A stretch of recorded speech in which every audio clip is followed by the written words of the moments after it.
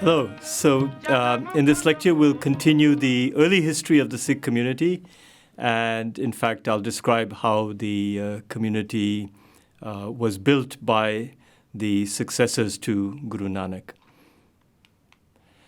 So Guru Nanak had 9 human successors as Sikh Gurus, the spiritual leaders of the new Sikh community. This line ended in 1708 with the passing of Guru Gobind Singh. And after that, the Guru Granth Sahib that I've talked about in earlier lectures, the sacred text, became the spiritual guide for the community. In this lecture, I'll actually talk about the 8 Sikh Gurus in between Guru Nanak and Guru Gobind Singh, and I'll cover the very eventful life of Guru Gobind Singh in the next lecture.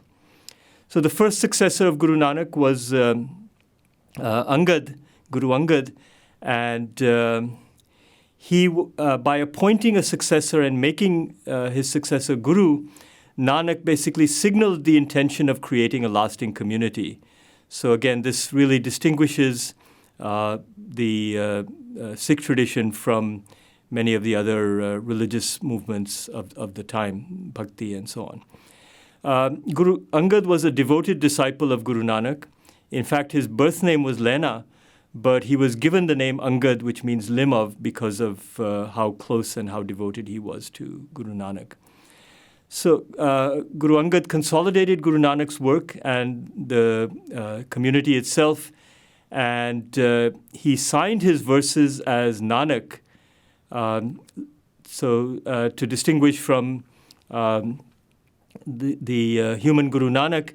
The verses of Guru Angad were signed Mahalla Duja, which means the second Mahalla, and Mahalla in this context literally means palace. But there's a very significant idea here, which is that in spirit, Guru Angad was Nanak himself, and so the spirit of Nanak was not tied to a particular human body, but was transmitted through the human gurus. And it is that spirit then that is encapsulated, represented in the sacred text, the Guru Granth Sahib. Guru Angad, the first successor of Guru Nanak and the second Sikh Guru, appointed Guru Amar Das as his successor to be the third Sikh Guru. And like Nanak and Angad, Guru Amar Das was not related to Guru Angad. Guru Amar Das actually had a Vaishnav background, Vaishnav Bhakti background. I had earlier described Bhakti and Vaishnav Bhakti.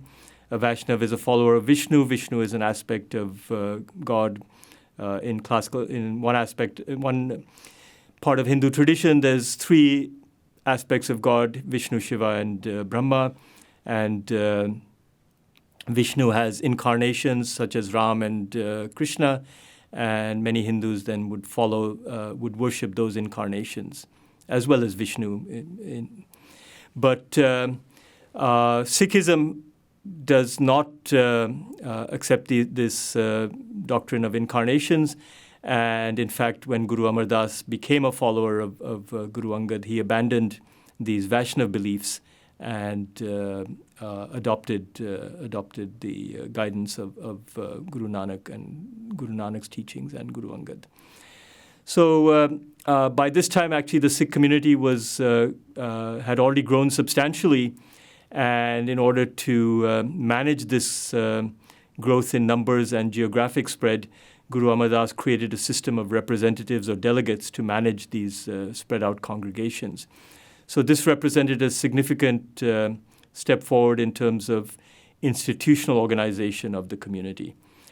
Guru Amar Das also added a substantial number of verses to the sacred text, which had been begun by Guru Nanak himself, and Guru Angad had added a few verses, but Guru Amar Das was relatively more prolific. And Guru Amar Das also, it seems, included for the first time the verses of some of the Bhagats, those that fit in with Sikh teachings, the Nirgun Bhagats. And again, selected verses of theirs. So Guru Amar Das also further demarcated the Sikhs as a distinct community by, in his verses, enjoining Sikhs to follow the teachings of Guru Nanak, the word of Guru Nanak and his successors, and not be deceived or diverted by other teachings. So again, this was creating a demarcation of the Sikhs as a distinct religious tradition and community. Guru Ram Das was also not related to Guru Amar Das, continuing that tradition of not being a family succession. But here, for the first time, you do see a family connection because he married Guru Amar Das's daughter, so he was the son-in-law of Guru Amar Das. Guru Ram Das also composed many hymns, and in particular, one particular example is that he composed the verses that are used in the Sikh marriage ceremony. At this time, the Sikh community was flourishing, and the Mughal emperor, whose capital at this stage was not in Delhi but in Agra, was quite comfortable with a diversity of religious traditions. And Guru Ram Das actually received a land grant from Akbar. Akbar was, in fact, the grandson of Babur. And this land grant allowed the founding of the city of Amritsar. At that time, it was known as Ramdaspur, but now later it became known as Amritsar, and that's its modern name. So there's evidence in the verses of the Guru Granth Sahib itself and other accounts that by this time the community was very prosperous. The Guru received offerings from followers. There were no taxes to be paid to the emperor, and money was used by the Guru to improve the infrastructure of the new town of Ramdaspur, now Amritsar. So this is a time of prosperity and growth for the Sikh community. Guru Ram Das was succeeded by his youngest son, Guru Arjan, and therefore this represents a shift to a tradition that then was followed of succession within the family of the Gurus. And there was some additional reasons for that, but it certainly helped to avoid conflict with, to some extent, conflict with, say, sons who were passed over for succession. Guru Arjan contributed the largest number of hymns to the Sikh sacred text, and indeed he compiled and approved the definitive version of the Sikh sacred text at that time. It was known as the Ad Granth, the original manuscript, the original Granth, the first Granth, Ad. And in fact, this was completed in 1604, and the original manuscript still exists, the manuscript from 1604. It's in the possession of a family who are descended from the Gurus. So Guru Arjan gave this text already a canonical status and ceremonially installed it in the Gurdwara, the building that he had, the place of worship that he had built in Amritsar, which Sikhs would call the Darbar Sahib, sometimes Harmandir Sahib. And on the next slide, I will show you, just as a reminder, here's a photograph of the Sikh sacred text, what we now call the Guru Granth Sahib. And here's a photograph of the Darbar Sahib. And it's in the center of a rectangular pool with a causeway. In a future lecture, I'll talk about the architecture and symbolic significance of the Darbar Sahib. Now, just to step away from Guru Arjan, I want to return to historical context. And if you remember, the Mughal Empire was founded by Babur, who had invaded from Central Asia. And I've mentioned his grandson Akbar. In between Babur and Akbar was Babur's son Humayun, and he actually had a reign which was interrupted by an Afghan provincial ruler, Sher Shah Suri. And after 10 years of rule, Humayun actually had to go into exile. And you had this interim where the Mughals were replaced by the Suri dynasty. But eventually Humayun was able to defeat them and again took the throne of the Mughal Empire in Delhi. And very shortly after that, he passed away. He had an accident, actually, and died. And then he was succeeded by Akbar, who I've mentioned. So Akbar is contemporaneous with Guru Ram Das and Guru Arjan.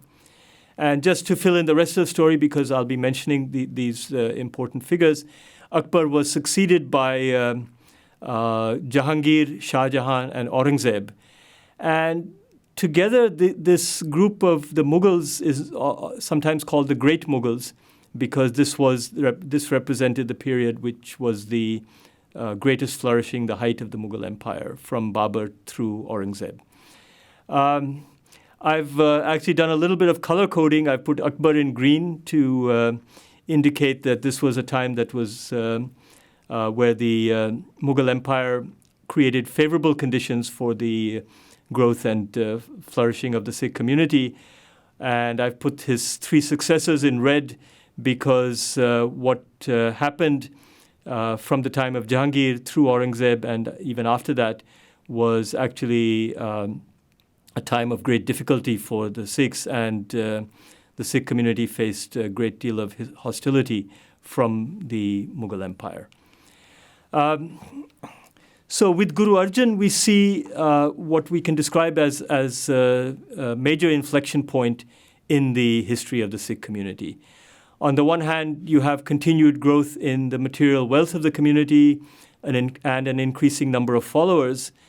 But this brings down the negative attention of the Mughal Empire. And Jahangir, in his memoirs, actually expressed concern about both political and religious threats from the Sikh community. In particular, he was bothered by the fact that some Muslims were finding the teachings of Guru Arjan attractive. So in his memoirs, Jahangir notes that he is going to put a stop to this flourishing of the Sikh community and deal with Guru Arjan. Now, Jahangir himself doesn't describe what happened, but we know from other accounts that the result of Jahangir's intention was the torture and death in custody of Guru Arjan.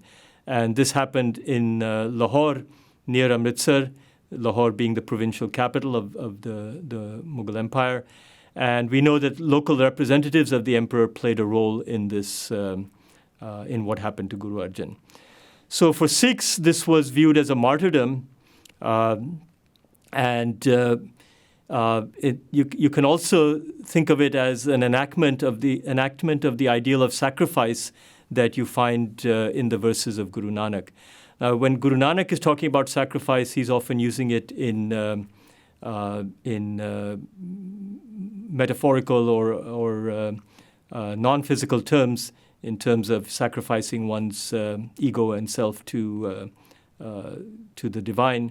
But in this case, the events, the political events, and the actions of the emperor and his local officials resulted in Guru Arjan embodying and enacting that ideal of sacrifice by going to his own death.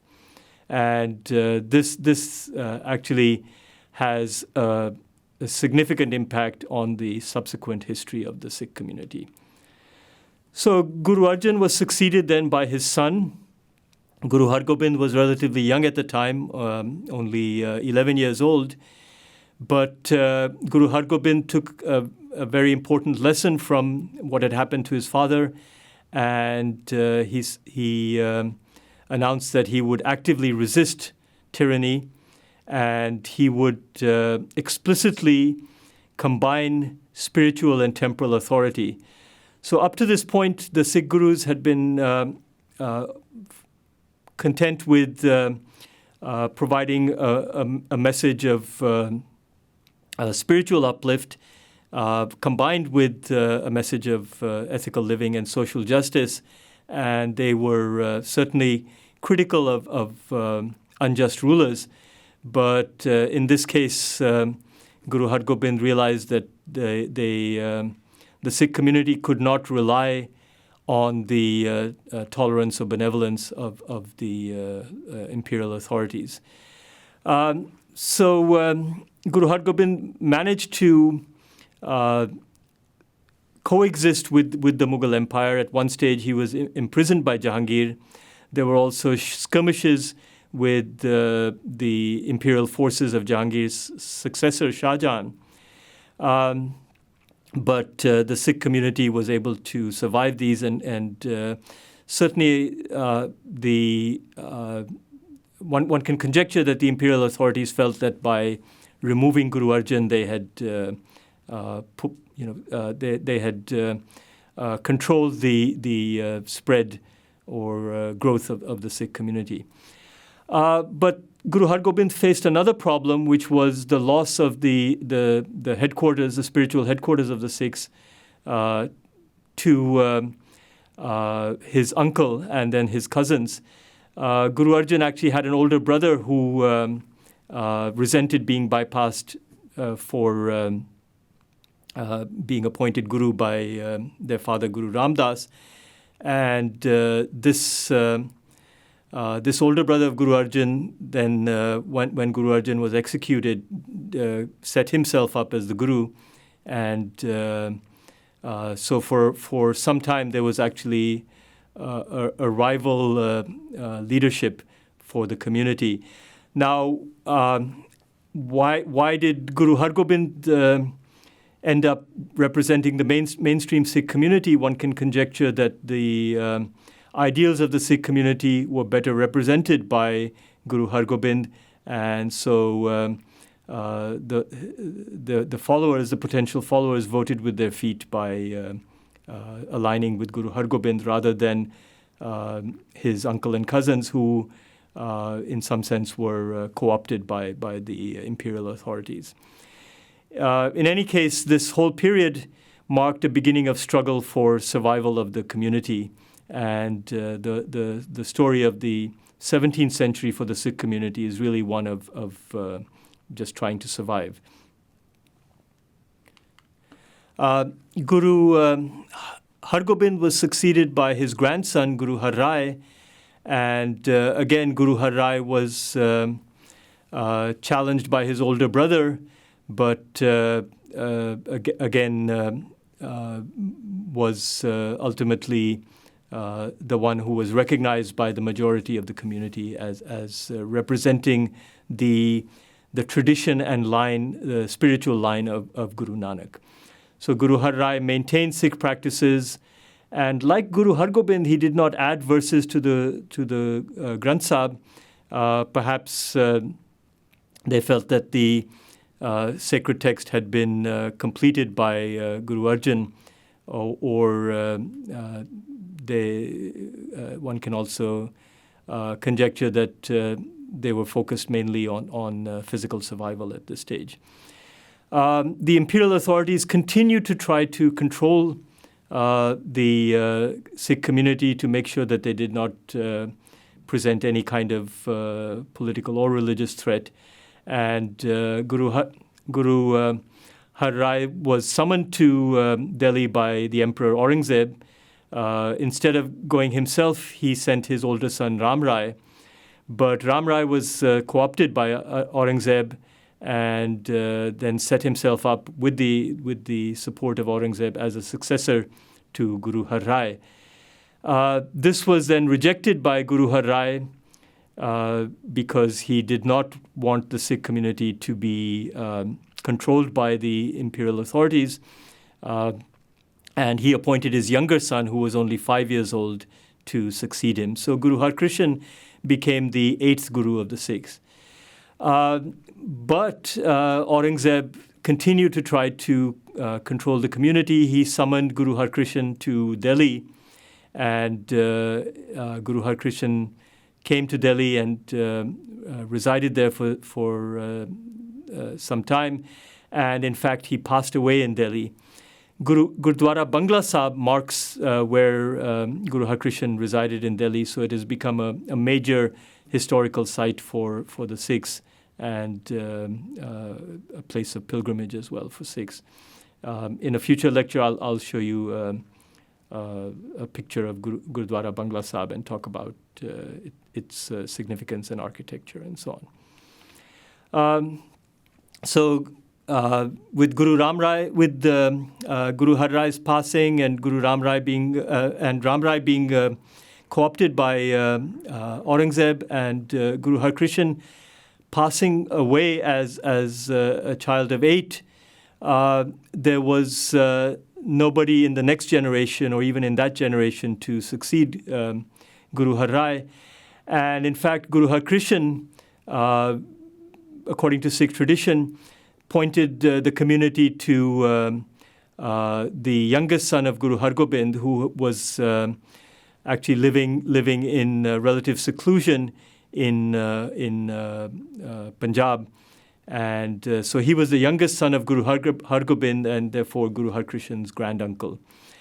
So Guru Tegh Bahadur, when he took on the mantle of Guru, the spiritual leader of the Sikh community, became extremely active. He traveled widely throughout throughout India, or South Asia at the time, throughout the Mughal Empire, reviving Sikh congregations, giving them hope, giving them strength. And even other communities turned to him for help. At this time, Aurangzeb was actually creating a system where his Muslim subjects had primacy over non-Muslim subjects. And, for example, he had reimposed taxes on non-Muslims that his predecessor Akbar had removed. So Guru Tegh Bahadur was asked to intercede with Aurangzeb on behalf of the Kashmiri Hindu community. At the same time, he was traveling and trying to strengthen Sikh congregations. So Guru Tegh Bahadur was in fact accused of fomenting rebellion. And he was captured and taken to Delhi by agents of the emperor. There he was given the choice of being executed or converting to Islam. He refused to convert to Islam. And of course, this was a way of trying to completely extinguish the community by causing its leader to become a Muslim. But when Guru Tegh Bahadur refused to convert to Islam, he was publicly executed in Delhi by beheading. He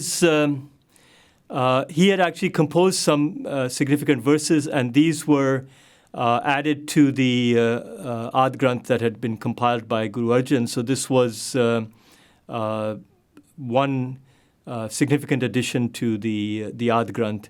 And so Guru Tegh Bahadur's verses are also in the Guru Granth Sahib. When Guru Tegh Bahadur was executed, his son, he had only one son, Guru Gobind, and Gobind was only 9 years old at this time, and then he became the Guru of the Sikhs. The execution of Guru Tegh Bahadur marked another major inflection point in the history of the Sikh community. And the life and actions of Guru Gobind as the 10th human Sikh Guru were extremely significant in shaping the community at the time and to the present day. At the same time, one can see that there were continuities in the actions of the Sikh Gurus that were consistent with the message of Guru Nanak. In particular, the emphasis on, besides the emphasis on devotion to a formless, timeless, divine being, the emphasis on social equality and justice was something that one can trace from the writings of Guru Nanak all the way through the writings and actions of Guru Gobind. Because Guru Gobind is such a significant figure and made some very important changes in the Sikh community, we'll devote a whole lecture to him, and that will come up in the next lecture.